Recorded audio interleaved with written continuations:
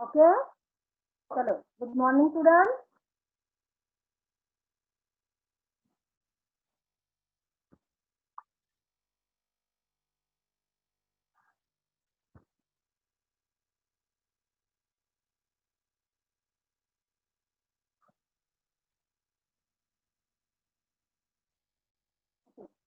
कल हमने ये अपना निर्माणों के पावन युग में लेसन पोयम पढ़ा।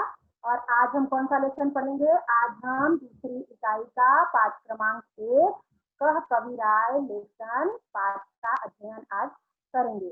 कह कविराय में कवि ने गिरधर, इसके लेखक कौन है? गिरिधर। गिरिधर रीतिकालीन क्या है? कवि है। जैसे तुलसीदास, सूरदास, बिहारी, मीरा, ये लोग हैं प्रकार से कौन है? गिरिधर भी है। तो इन्होंने कुंडलियों की रचना की है। कुंडलियों का मतलब होता है, कुंडलियां यानी जैसे अपना दोहा होता है, चौपाई होती है, छंद होता है, उसी प्रकार से कुंडलियां भी होती हैं।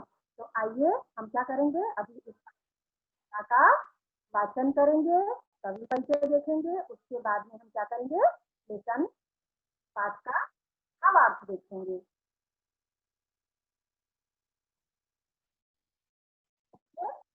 करें।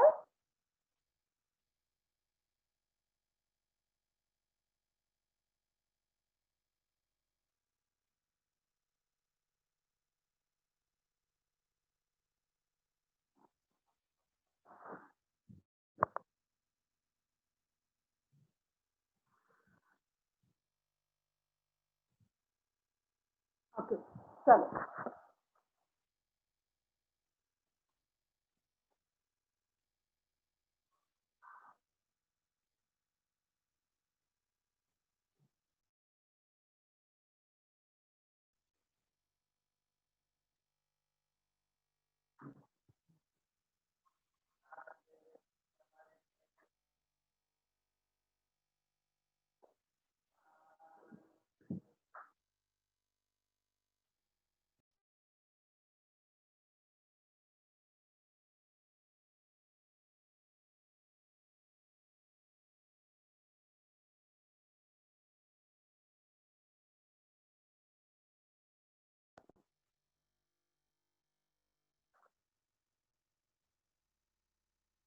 स्टार्ट कर रहे हैं।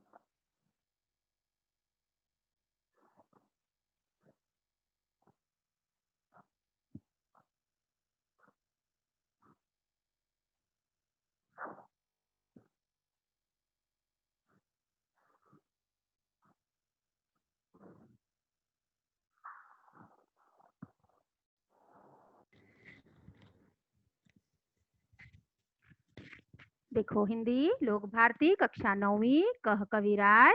लेखक कौन है इसके? लेखक हैं गिरिधर। ये है गिरिधर कविराय का तस्वीर, फोटो, जिसे हम देख सकते हैं। अब इनका परिचय। जन्म।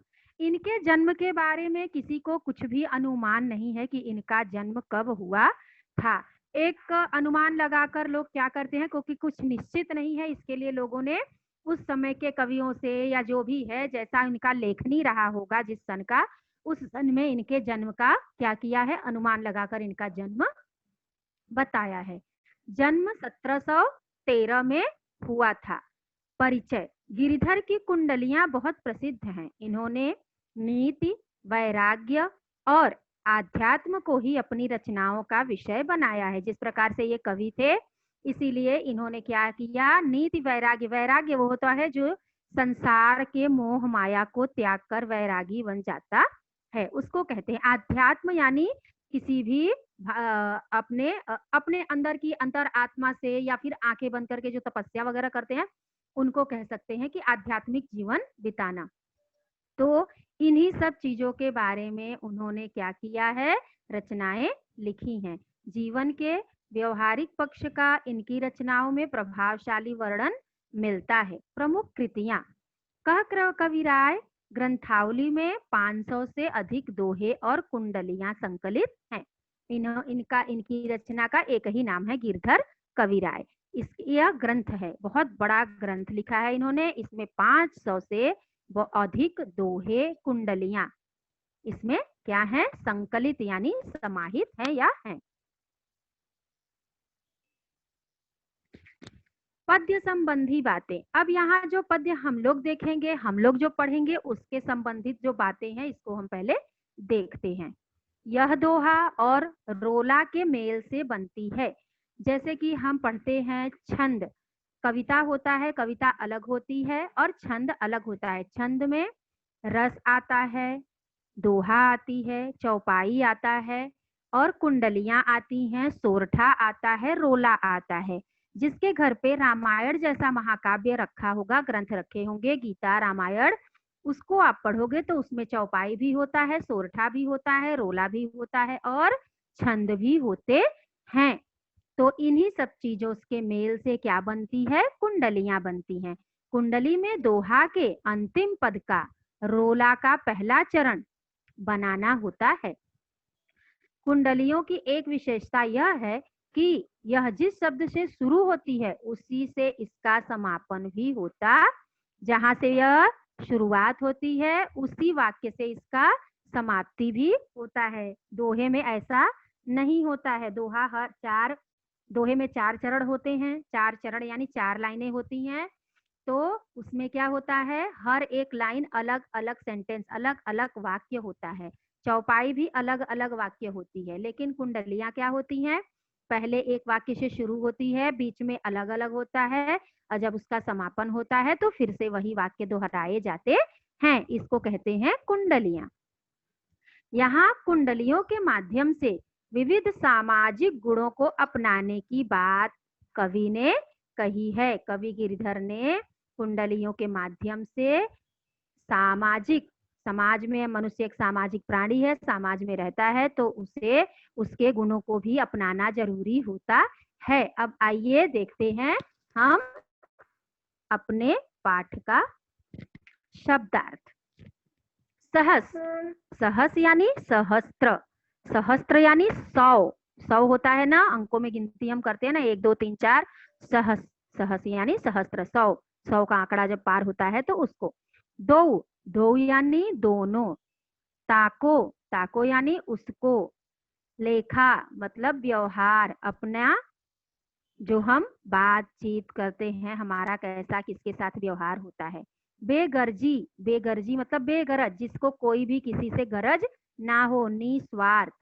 बिरला, बिरला यानी निराला, जैसे उसके जैसा कोई भी ना हो।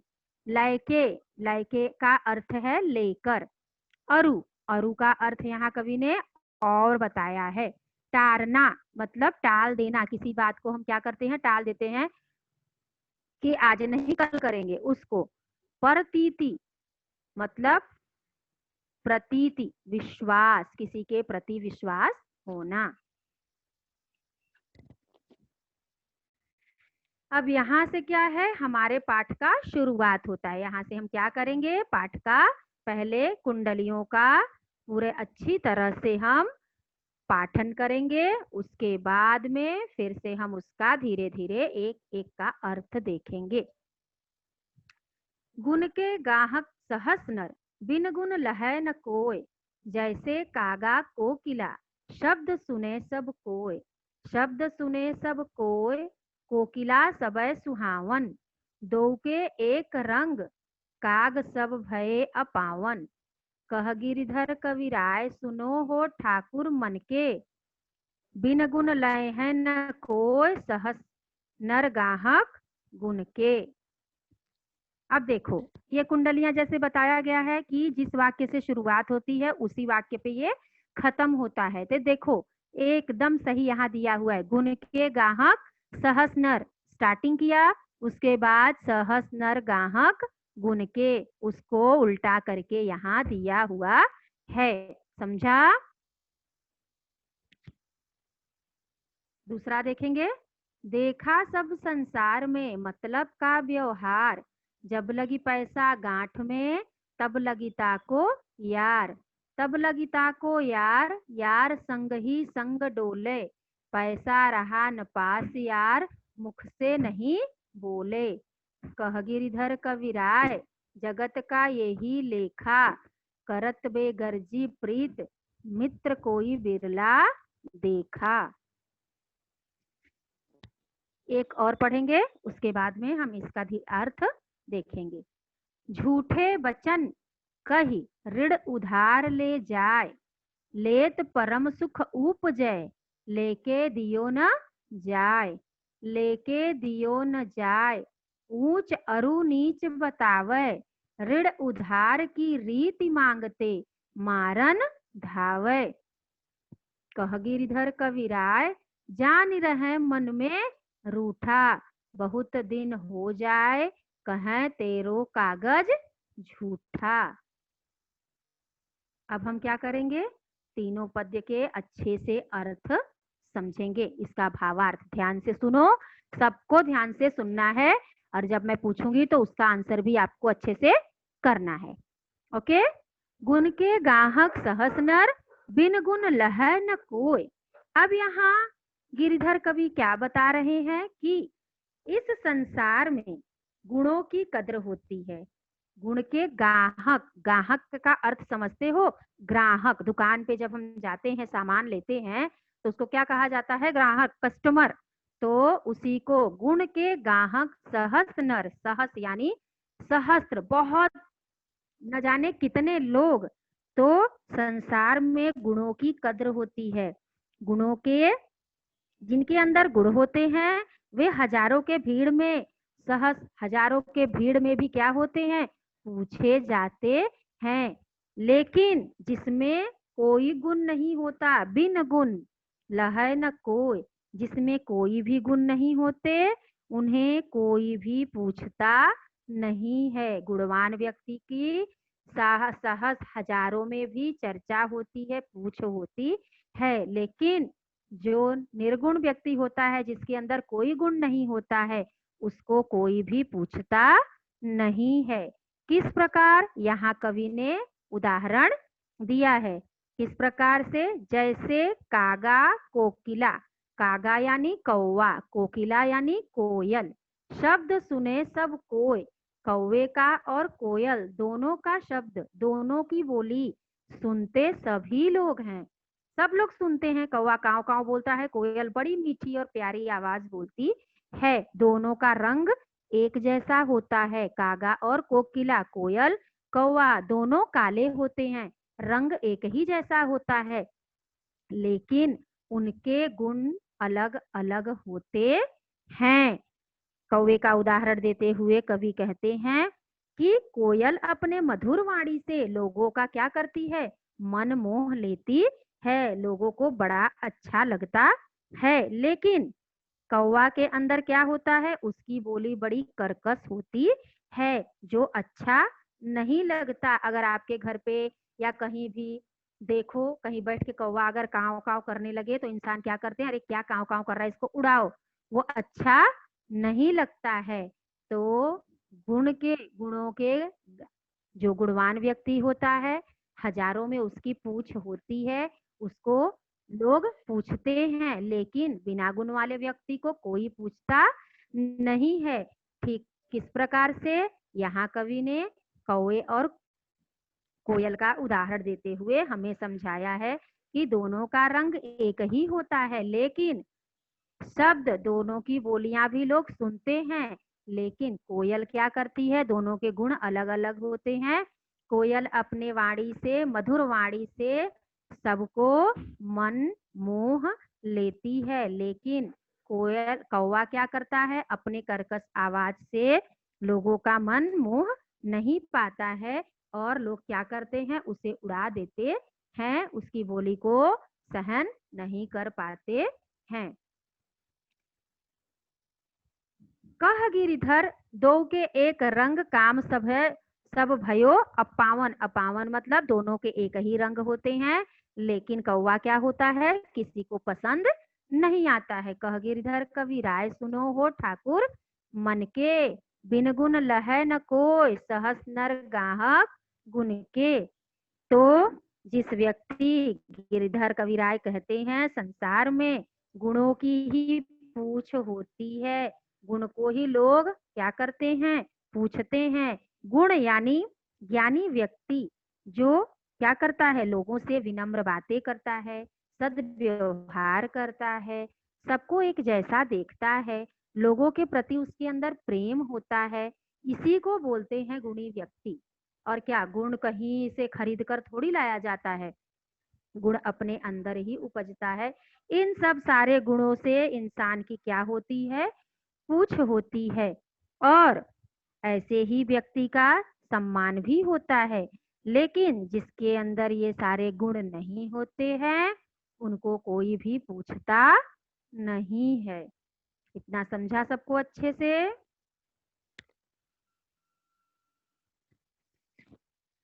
देखा सब संसार में मतलब का व्यवहार, जब लगी पैसा गांठ में तब लगता को यार, तब लगता को यार, यार संग ही संग डोले, पैसा रहा न पास यार मुख से नहीं बोले। कह गिरधर कविराय जगत का यही लेखा, करत बेगर्जी प्रीत मित्र कोई बिरला देखा। अब यहाँ कविवर ने क्या बताया है, यहाँ अपने व्यवहार को, अपनी व्यवहार और मित्र के बारे में बताया है। देखा सब संसार में, यह संसार, कवि ने यह अनुभव किया कि यह संसार कैसा है, मतलबी रह गया है। यहाँ व्यवहार के जगह पे व्यापार किया जाता है। किस तरह, लोगों का जब मतलब निकल जाता है तो लोगों का व्यवहार उसके प्रति क्या होता है, खराब हो जाता है या अच्छा नहीं रह जाता। तो मतलब का ही व्यवहार इस संसार में रह गया है। जब आपके पास पैसे होंगे गांठ में, जब लगी पैसा गांठ में, जब आपके पास पैसे होंगे तब लगता को यार, तब आपके बहुत सारे मित्र बन जाएंगे। क्यों? क्योंकि आप पैसे वाले हो, आप लोगों के ऊपर खर्च कर सकते हो, उनकी मदद कर सकते हो। लेकिन वही चीज जब आप दूसरों से मदद मांगने जाओगे तो सामने वाले का व्यवहार क्या होता है, बदल जाता है। तब लगी ताको यार, यार संग ही संग डोले, तब वो क्या करते हैं, तुम्हारे साथ हर समय तुम्हारे साथ साथ ही रहते हैं। संग, संग यानी साथ साथ, डोले यानी रहना या चलना। तब वह तुम्हारे, जब तक उनके पास पैसा है तब तक वो क्या करेंगे, हमेशा तुम्हारे साथ साथ चलेंगे, साथ साथ रहेंगे, बड़ा मित्रवत व्यवहार करेंगे। पैसा रहा न पास यार मुख से नहीं बोले, कह गिरधर कविराय जगत का यही लेखा, करत बेगर्जी प्रीत, प्रीत, प्रीत यानी स्नेह करना। जब पैसा पास में नहीं रहता तो वही मित्र पैसा रहने पर जो साथ साथ चलता है, एक साथ एक पल भी आपका साथ नहीं छोड़ता, हमेशा आपसे प्रेम से बोलता है, वही क्या फिर होता है, वो अपना मुख मोड़ लेता है, वो फिर से देखता नहीं है आपको। तो गिरिधर कविराय कहते हैं कि जगत यानी इस संसार का यही लेखा है, यही तो करत बेगर्जी प्रीति, बेगर्जी लोग क्या करते हैं, अपने गरज से, अपने कार्य के अनुसार दूसरों से प्रेम करते हैं। यही दुनिया का व्यवहार है जो स्वार्थ से चलता है। बहुत बिरला यानी बहुत कम ऐसा व्यक्ति देखने को मिलते हैं जो निस्वार्थ आपसे प्रेम करने वाला मित्र आपको मिले।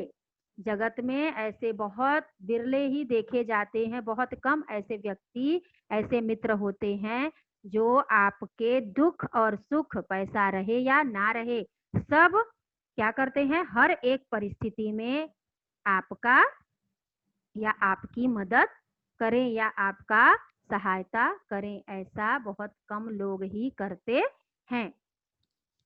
यहाँ कवि ने मित्र का और पैसे का व्यवहार बताया है। झूठा मीठे वचन कही ऋण उधार ले जाए, लेत परम सुख उपजय लेके दियो न जाए, लेके दियो न जाए ऊंच अरु नीच बतावे, ऋण उधार की रीति मांगते मारन धावे। कह कविराय जानि रहे मन में रूठा, बहुत दिना हो जाए कहे तेरो कागज झूठा। अब यहाँ कवि कविवर गिरिधर क्या कहते हैं? झूठे मीठे वचन कही ऋण उधार ले जाए। यहाँ व्यक्ति के स्वभाव और के बारे में कवि ने बताया है कि जो व्यक्ति झूठा होता है, हर समय उसका क्या होता है पर्याय? झूठ बोल के दूसरे का और अपना कार्य निकाल लेना। तो झूठा व्यक्ति जो होता है वो बहुत मीठी वाणी बोलता है। बहुत मीठा बोलने वाले से हमेशा सावधान रहना चाहिए। क्यों? क्योंकि उसके मन में जरूर कपट होता है। लेकिन जो मुंह पर तुम्हारे गलत को भी गलत बोले, सही को भी सही बोले, तुम्हारे गलत होने पर वो तुम्हारा साथ ना दे, वही सच्चा व्यक्ति होता है। उस समय हमको ऐसा लगता है कि नहीं, हम क्या कर रहे हैं, अरे नहीं, ये हमारे गलत वक्त में भी गलत चीजों में साथ दे रहा है, मतलब ये हमारे लिए बहुत अच्छा है। वो आपके लिए अच्छा नहीं है। वो कभी भी समय चलते आपका साथ छोड़ सकता है। और जो गलत रास्ते से सही रास्ते का आपको बताए कि नहीं, यह गलत रास्ता, इसे मत चुनो, जो सत्य का रास्ता है, जो सही रास्ता है, अच्छाई का रास्ता है, उस पे चलो, तो वो व्यक्ति क्या होता है? हमारे लिए अच्छा होता है, मार्गदर्शक होता है। तो कवि ने यही बताया है कि जो झूठे व्यक्तित्व के इंसान होते हैं वह बहुत मीठा वचन बोलते हैं। तो झूठा झूठा मीठा मीठा बोलकर आपसे पैसे उधार ले लेंगे। ऋण उधार ले जाए, ऋण यानी कर्ज, कर्ज उधार लेकर जाते हैं। यह संसार का क्या है? यह संसार की और समाज की बातें यहाँ कवि ने हमको बताई हैं। उधार लेने पर बहुत सारे व्यक्ति ऐसे होते हैं जिनका स्वभाव बन जाता है कि अगर अपने पास नहीं है तो चलो दूसरों से उधार ले ले, काम चला ले और बाद में दे देंगे। ऐसी आदत कभी किसी को डालनी नहीं चाहिए। ये बहुत गलत और गंदी आदत होती है। एक बार लग गया तो वो बहुत जल्दी छूटता नहीं है। तो लेत परम सुख उपजे, लेते वक्त तो बड़ा अच्छा लगता है कि अरे हमारा काम बन जाएगा, हाँ ले लेते हैं। फिर अगर समय अच्छा नहीं आया या नहीं कमाया, इंसान लेके दियो न जाए। जो इंसान अगर खुद से कमा के खर्च नहीं कर सकता, उधार लेके खर्च करता है, तो वह लेकर फिर उससे जब दिया नहीं जाता है, क्या करता है? वह कर्ज चुका नहीं पाता है, तब क्या करता है? लेके दिया न जाए ऊंच अरु नीच बतावे। तब वो क्या करता है? जब कभी पैसे नहीं चुका पाता है तो हमेशा अच्छे व्यक्ति की बुराई बताने लगता है। और यह आपने कभी भी देखा होगा, नहीं देखा होगा तो अभी आप बहुत छोटे हो, आगे देखोगे भी कि उधार लेने वाला व्यक्ति क्या होता है, महीने 2 महीने लेकर अगर गायब हो जाए, फिर अगर हम उससे मांगते हैं कि अरे हमारा पैसा दे दो, आपने लिया है, या हमारा ये चीज दे दो, तो वो क्या करेगा? अगर उसके पास सामर्थ्यता रहेगी वापस लौटा देगा प्रेम से। अगर वह नहीं लौटाना चाहेगा तो आपसे रास्ता ही मोड़ लेगा। फिर वो आपकी आंखों के सामने आना नहीं चाहेगा, और कभी आ भी गया तो फिर वो आपके बारे में बुरा बुरा ही बोलेगा कि अरे ये तो ऐसे हैं वैसे हैं। तो कवि के कहने का यही मतलब है कि लेने के समय तो बड़ा सुख लगता है, जब लेकर दिए दे नहीं पाता इंसान तो क्या करता है? उसके बारे में बुराइयां बतियाने लगता है या बुराई करने लगता है। ऋण उधार की रीति मांगते मारन धावे, कह गिरिधर कविराय जानी रहे मन में रूठा। अब यह यहाँ कवि क्या बोलते हैं? यहाँ कवि बोल रहे हैं कि उधार लेकर जीना उसकी रीति बन जाती है, जिसे वह पूरी उम्र निभाता है। और आप मांगने जाते हो तो वो मारने को दौड़ता है, आपको बुरा भला कहता है। अतः यह बात अपने मन में बिठा लो, अपने मन में इंसान को बिठा लेना चाहिए कि बहुत दिन बीत जाने पर जब तुम उधार लेने जाओगे तो वह मुंह पर बोल दिएगा क्या कि मैंने तो लिया ही नहीं था, मैंने कब लिया था, मुझे कुछ पता नहीं है। झूठ, तुम झूठे कागज बनाकर झूठा प्रमाण दे रहे हो। तुम क्या कर रहे हो? झूठ बोल रहे हो, झूठा कागज बना रहे हो, झूठा प्रमाण दे रहे हो।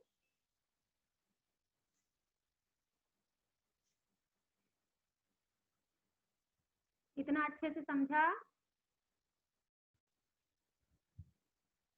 चलिए, अभी हम क्या करते हैं, अपने पाठ पे आगे की तरफ बढ़ते हैं।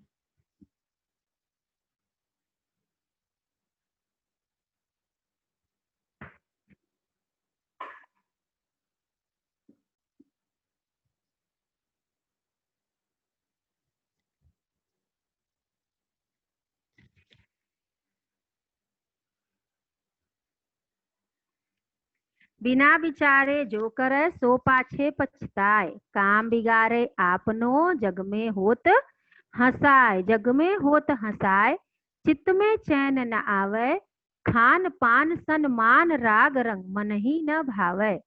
कह गिरधर कविराय दुख कछु टरत न टारे, खटकत है जिय माही कियो जो बिना विचारे।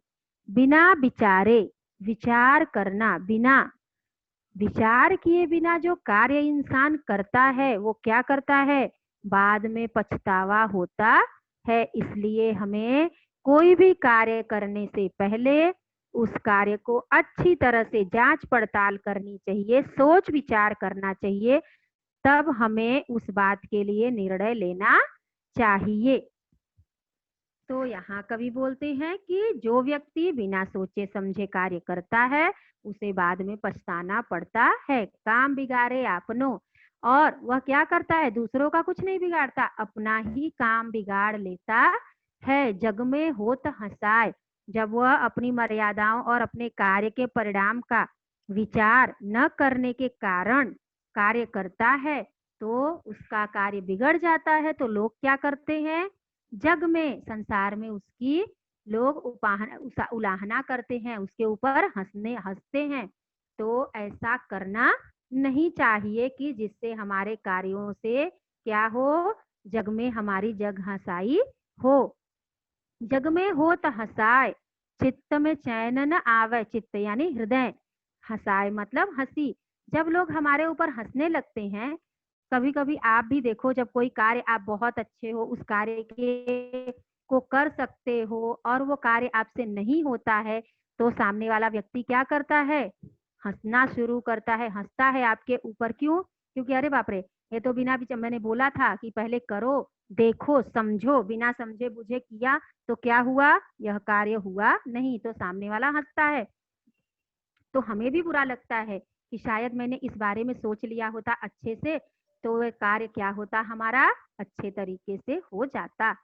तो जब जग में लोग हंसते हैं उसके बातों पर, तो उसके चित्त में क्या होता है, चैन नहीं आता, हृदय को चैन, मन को चैन नहीं आता। मन हमेशा क्या होता है, बेचैन रहता है कि अरे काश मैंने सोच समझ के कार्य किया होता। खान पान सन्मान, तब उस समय जब हृदय बेचैन हो जाता है, तब न खाना अच्छा लगता है, न पीना अच्छा लगता है, और ना ही किसी के द्वारा दिया हुआ सम्मान, अच्छी बात अच्छी लगती है, और ना ही हमें राग और रंग, सुख और सुविधा, मन ही मन में कुछ भी भावे अच्छा न लगना, कुछ भी अच्छा नहीं लगता। जब हृदय बेचैन हो जाता है, जब हंसाई होने लगती है, तो हम क्या करते हैं, अपने ऊपर ही पछताने लगते हैं। तो हमें खाना पीना, दूसरों से किया गया कोई भी बात अच्छा नहीं लगता है, और कोई भी राग रंग हमको मन में नहीं भाता है। तो कह गिरधर कविराय दुख कछु टरत न टारे, खटकत है जिय माहि कियो जो बिना विचारे। गिरधर कविराय यहाँ कहते हैं कि अपने दुख को प्रयत्न पूर्वक भी वह टाल नहीं सकता। अब तो जो एक बार कार्य हो गया सो हो गया, अब तो उसके बारे में हमने सोचा नहीं, तो क्या करें, यह दुख ऐसा होता है जो कि टाले नहीं टल सकता। दिन रात उसे यही बात खटकती रहती है कि अगर बिना विचारे नहीं किया होता काम तो क्या होता, पहले ही सोच लिया होता तो यह दुर्दशा नहीं होती। तो हमें क्या करना चाहिए, हमें जो भी कार्य करो पहले से उसकी अच्छी तरह से देख के, प्लानिंग करके, फिर उसके बाद उसके ऊपर सोच करके, विचार करके, तब वह कार्य करना चाहिए कि आगे यह कार्य हमारा हमें सफलता देगा कि नहीं देगा। तो ऐसा होना चाहिए। बिना विचार करके आप काम करोगे तो खुद ही पछताना पड़ता है और अपना ही काम उसमें बिगड़ जाता है। जग हंसाई होती है और जब जग में लोग हंसते हैं, हमारे समाज में लोग हमारे ऊपर हंसते हैं, तो क्या होता है, हमारे मन को चैन नहीं मिलता है। और जब चैन नहीं मिलता है तो हमें क्या होता है, जब हमारा दिमाग किसी भी बात में, किसी भी उलझन में उलझा रहता है या हम किसी बात को सोचते रहते हैं, अगर कोई कार्य हमारा नहीं हुआ रहता है तो हमारा दिन भर मन उसी पर लगा रहता है कि अरे यह कार्य मेरा हुआ नहीं, कब होगा, कैसे होगा, क्या होगा। तो इन सब चीजों का क्या होता है, चैन नहीं पड़ता है और हमें खान पान, खाना पीना, किसी का सम्मान कुछ भी अच्छा नहीं लगता है और राग रंग भी, सुख सुविधाएं भी अच्छी नहीं लगती हैं। गिरधर कवि यही कहते हैं कि बिना विचार किए अगर कुछ कार्य करोगे तो यह ऐसा दुख होता है जो टाले से भी टलता नहीं है और जिंदगी भर अपने मन में वह बात खटकती रहती है कि अगर मैंने कार्य विचार कर किया होता तो शायद आज पछताना नहीं पड़ता। बीती ताहि विसारि दे, आगे की सुध ले, जो बनी आवे सहज में, ताही में चित दे, ताही में चित दे, बात जोई बनी आवे, दुर्जन हंसे न कोय, चित्त में खता न पावे। कह गिरधर कविराय, यह करु मन पर तीती, आगे की सुध ले, समझू बीती सो बीती। अब देखो यहाँ कवि ने क्या कहा है, यहाँ कवि ने कहा है कि जो बात बीत गई उसको विसार, विसार यानी भूल जाना। जो कविवर कहते हैं जो बीत गया उसे भूल जाओ। कभी कभी होता है ना कि हमारे कुछ दुखद समय भी होते हैं, कुछ सुखद समय भी होते हैं। यह संसार परिवर्तनशील है और इंसान का एक एक दिन क्या होता है, आगे की तरफ बढ़ते चला जाता है। तो जो बीत गया उसे हमें भूल जाना चाहिए, आगे की सोचनी चाहिए। जो आपसे बन पड़ता है उसी में मन लगाना चाहिए। जो बनी आवे सहज में, जो आपसे बन पड़ता है, जो कार्य आप कर सकते हो उसी में आपको चित्त मन लगाना चाहिए। जिसमें आपका मन लगता है वह कार्य क्या करने से, कार्य करने से बात बन जाती है। पिछले लाइन में कवि ने बताया क्या कि बिना विचारे नहीं करना चाहिए। अब यहाँ क्या कह रहे हैं, यहाँ यह कह रहे हैं कि जो बीत गया सो बात गया, जो बीत गया उसे भूल जाओ, आगे का सोचना चाहिए और जो आपसे बन पड़ता है उसी में मन लगाओ। और जो आपको कार्य अच्छा लगता है, आपका मन लगता है कार्य करने में, तो इससे बात भी बन जाती है। बात जोई बनी आवे, दुर्जन हंसे न कोय।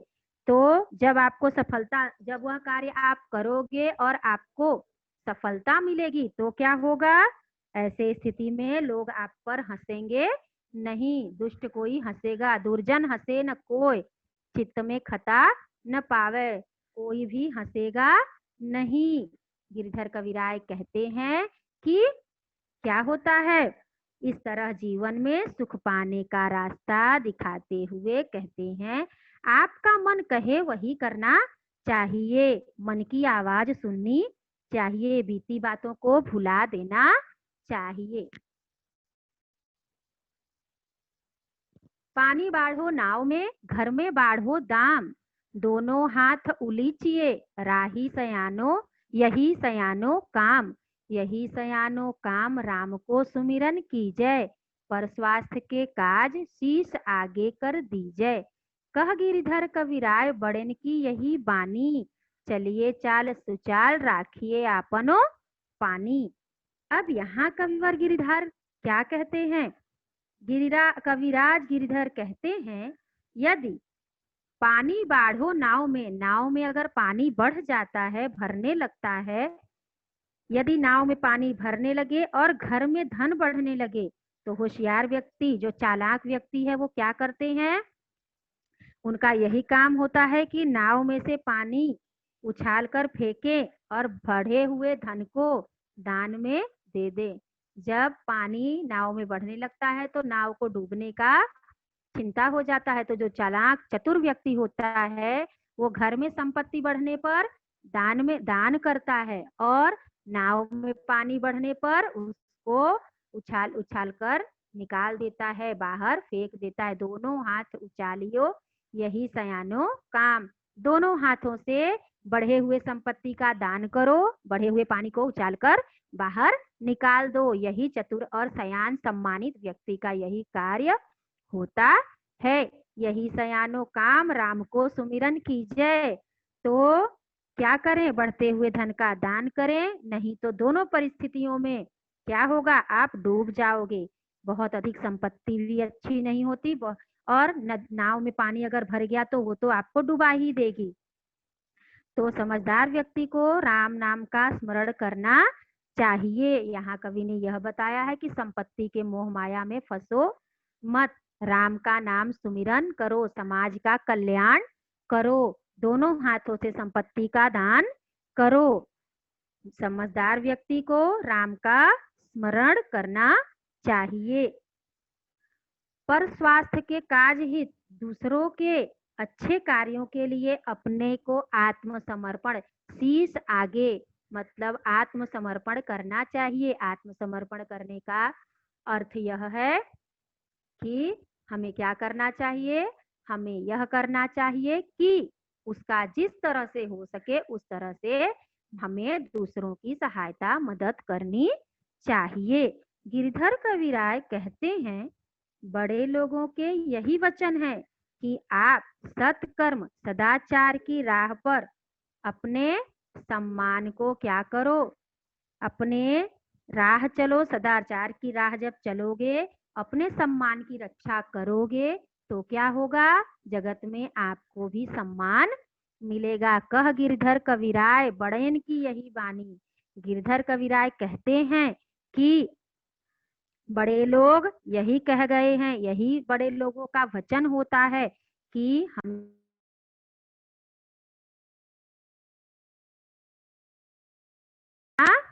चाहिए और अपने आत्मसम्मान की हमेशा रक्षा करनी चाहिए। अच्छे से ये समझा सबको?